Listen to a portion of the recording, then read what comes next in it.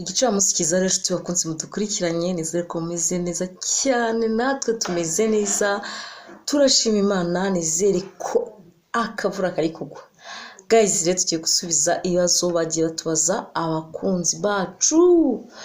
So uyu ni uwa mbere, yaravuze ngo twangukira bamwe ugiye zivuga amazina yabo. Yitwa Mbarushimana Samuel, yarabajije ikibazo ngo kurangiza vuba biterwa n'iki? So rero reka mbabwire mwe abantu, mwebure hariho ibintu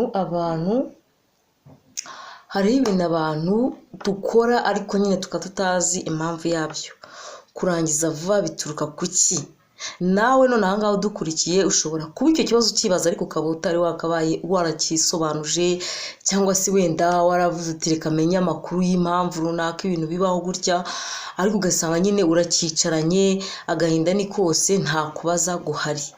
Impamvu rero kurangiza vuba bijya bikunda kubaho biterwa n'impamvu zigiye zitandukanye, arizo mugiye gukurikirana muri iyi video paka irangiye. Rero kora subscribe, likinga video, sharinga, comment kugira ngo dukomezanye gatanu ku kandi. Kurangiza vuba bituruka mu mutwe w'umuntu, icyo ni icyambere. Bituruka kushobora kuba arwaye, icyo ni icya kabiri.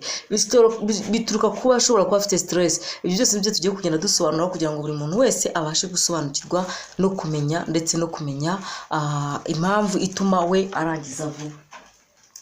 Byagiye bigaragara ko abagabo benshi basanga mu gutera akabariro usanga bameze nk'abantu bari kugira gute, bameze nk'abantu ngo bari ngo ni nk'inkoko.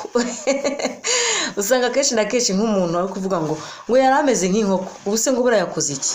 Usanga nyine umuntu agusuzuguye, ugasanga nyine ntago biri sawa, nyine byafashwe kundi kuntu. Rero usanga akeshi iyo byagenze gutyo umugabo agira ipfunwe ndetse no kumva ko nta kintu na kimwe ashoboye. Ibyo rero tukaba tubibona mu bagabo batari bakeya, nubwo ndi umunsi none aha ngaha harimo wabashije kubibaza, harimo n'abantu bamaze iminsi banyandikira inbox bambaza, ndavuga ati se nabakorera iki, byagenda bite? No kuvuga ngo rero byanga byakunda abafite impamvu yabibajije kandi imukomereye, ndetse burye niyo abajije babituma n'abandi mwese muri rusange mubasha gusobanukirwa, ndetse namwe no kuba mwavuga uti reka twumvireho. Rero usanga ipfunwa ari ryinshi mu ngo z'abantu bamwe na bamwe, aho usanga umugabo avuga ati, umugore n'umugabo bavuga ati tukore ibintu amabanga y'urugo, namwe murabyumva, batangira gukora sex cyangwa imibonano mpuzabitsina, yashyiramo ati sheri narangize, ati se sheri kudasunika ati giye narangize. Ako kana ntabwo mukiwe